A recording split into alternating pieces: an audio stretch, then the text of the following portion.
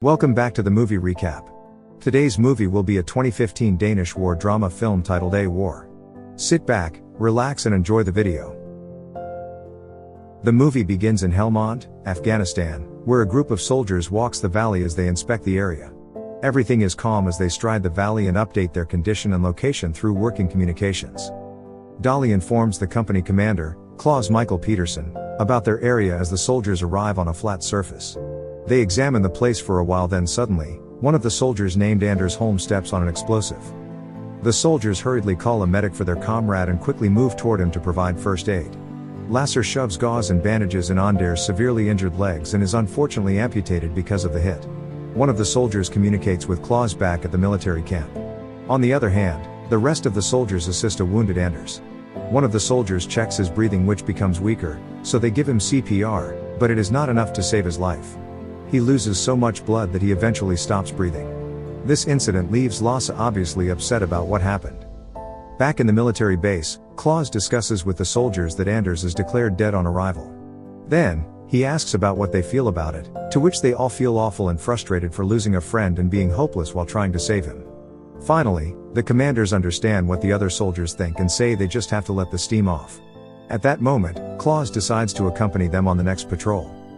Back in Denmark, the wife and 3 kids of Claus also have their own lives to live. As Maria comes to her son's school to pick Julius up, his teacher Birgitte notifies her about his son's behavior. He fought with the other boys and bit one of them. Meanwhile, Julius plays soccer with the other boys, and Maria approaches him so they can go home. He pretends to hear nothing as his mother calls him and continues to ignore her. Finally, after multiple shouts, she comes to him and pulls him gently to go with her and take him home. During dinner, she tells her children that their dad will call them soon. Then, the children have to go to bed. Claus calls Maria late at night and tells her about what happened during the day. Maria reassures him that they are doing well.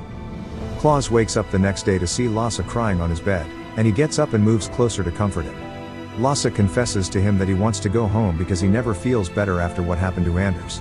In addition, he suffers from self-blame because he switched with Anders when it occurred. However, Claus indicates that he cannot send him home, but he can only assign him to do assignments in the base for weeks to calm him down.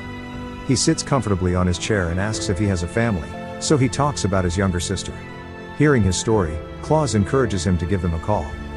During their patrol, the soldiers meet Afghan children and greet them. The children are ecstatic to see them and even offer to shake their hands. Then, the soldiers observe the area and inquire with the civilians there. Later, they hear one of the soldiers, Ritter, yelling at an Afghan. He points his rifle at the man, who is panicking because of the armed soldiers encircling him. Stouffer translates for the Afghan and the soldiers, and he utters that he has an ill daughter that badly needs help. Soldiers start to proceed to their homes and carefully check their surroundings. They confirm that there is a girl with a wound on her arm, so Jones assists in giving her aid by cleaning her wound and changing her bandages.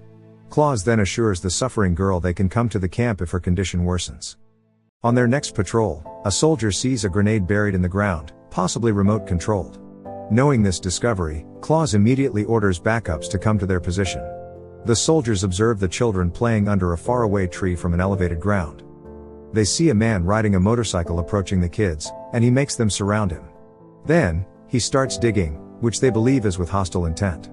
Claus waits for an order to open fire, and the man digs out the grenade and carries it with one of the boys.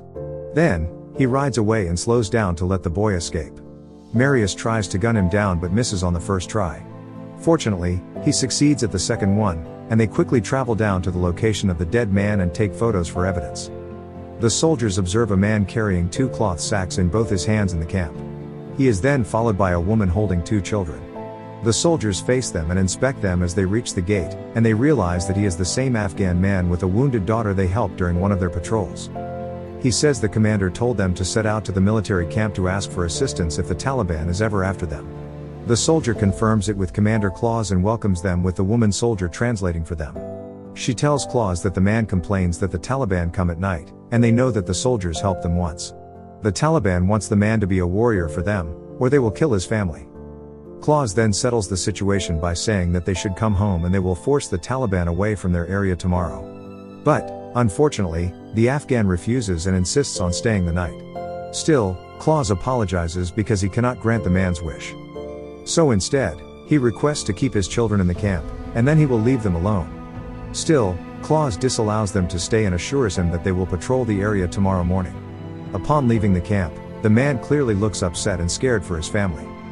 The following day, the soldiers assemble and surround the area where the Taliban is reported to be roaming. The place is unusually quiet, which indicates that they are prepared for their arrival and are waiting for them to attack. For their repositioning, Claus demands Lars, Jones, Michael, Butcher, Stouffer, and Lasse to be with him as they enter Compound 3 to look into the families. On the other hand, the others are assigned to Compounds 6, 7, and 8, but the place they're patrolling seems silent and inactive. The soldiers inspect the area and its rooms and are shocked to find the Afghan family shot dead in their home. Lasse starts to breathe heavily, and the picture of the dead family discourages him. And so Claus instructs a soldier to bring Lasse away from the area. After a few seconds, they hear an explosion from a nearby area, assumingly from Compound 6. They communicate through the radio and strive to identify what is happening. And at that moment, a soldier screams that Lasse has been hit. He hurriedly advances to Lasse's location and sees Lasse hiding behind a short wall, where he quickly drags him back to his comrades. While putting pressure on Lasse's neck where he has been hit, bullets are coming from everywhere, and they have no insight into where the enemies are. Their only report is that the opponents are shooting from a western direction. Knowing this, the soldiers aim, fire, and cover each other during the exchange of bullets. Jones yells as he tries to keep Lasse awake. Unfortunately, his heartbeat continuously drops. Claus loses his temper as he feels frustrated because of Lasse's worsening condition. So he demands to be given air support to save Lasse. Meanwhile, soldiers keep on making Lasse retain his consciousness. A few moments later, they carry Lasse on a blanket and drag him as they wait for the helicopter. Luckily for Lasse and them, the helicopter arrives and safely evacuates them. In their military base, Claus announces that Lasse is flown to Bastien and is patched up in England. Then, they play a video of Lasse confined in a hospital, and he shows them a paper with the writing "Hey boys" on it. The soldiers smile in relief as they watch him alive and give them a message.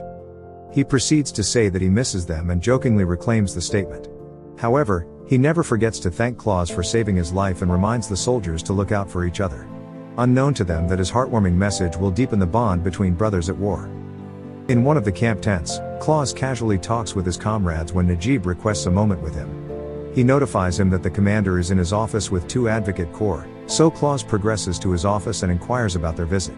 They claim that they had an interview stating that Claus is liable for casualties involving innocent civilians. He has no charges for now, but it is possible for him to have one soon. He confirms what he is being charged with and decides to give a statement to the commander. The commander then examines if he is present in Adam Khan on September 21 at 9:30 and if he commands the attack to Compound 6. He affirms the statement because he claims the enemies were in Compound 6. That same night, the other soldiers are being questioned for their narratives. Then, the commander declares him to be charged with bombing the location where 11 civilians were killed, leading to him being ordered to travel home. Claus rides the plane back to Denmark, and his family patiently waits for his arrival. Back in their home, he finally has the chance to spend time with his children and play with them. Given their time alone, Maria asks him why he went home, and as he hears her question, he instructs that they get inside because of the cold. The couple's conversation is inaudible, but it seems like Claus fills her in about the charges he will face.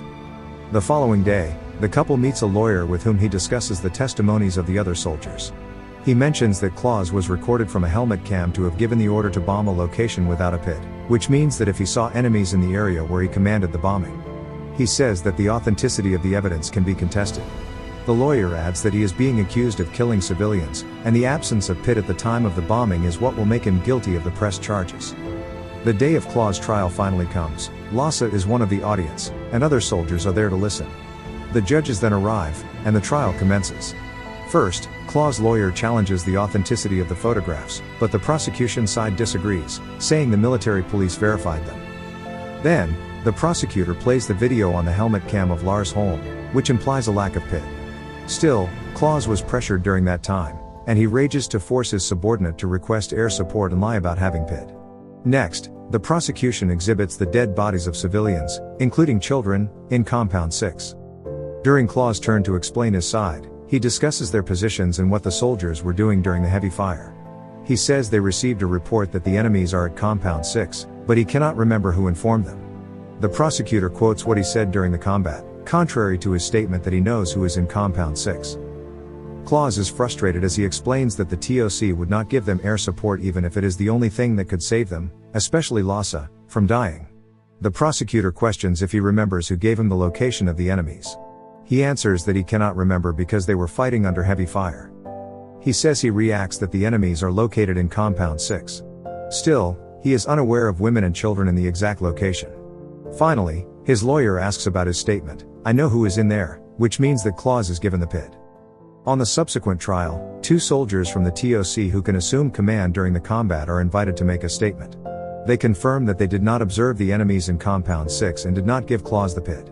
So the prosecutor calls the next witness, Najib Bisma, and is first examined if a company commander usually joins during patrols as often as Claus, to which he refuses. Yet, he states that Claus is the type of person who leads the way. The prosecutor reveals that Najib signed his testimony and that he has doubts about Claus' judgment. Najib continues to say that despite his testimony of Claus' poor decision, he tells them he is the most capable leader he knows.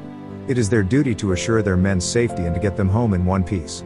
However, he declares that Claus should not be out there but must be in the camp with the overview. The next day, Butcher joins the trial.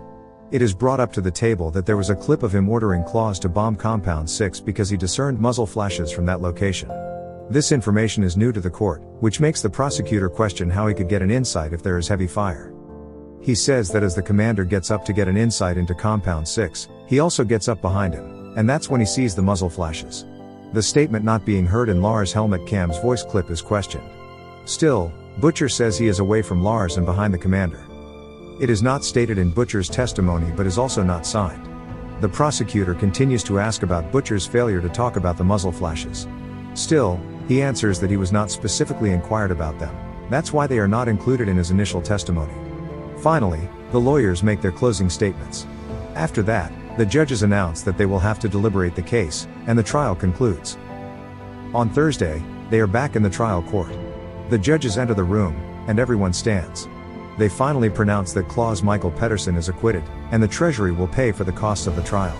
Everybody in the audience applauds, and their noise makes the judge command them to stay quiet.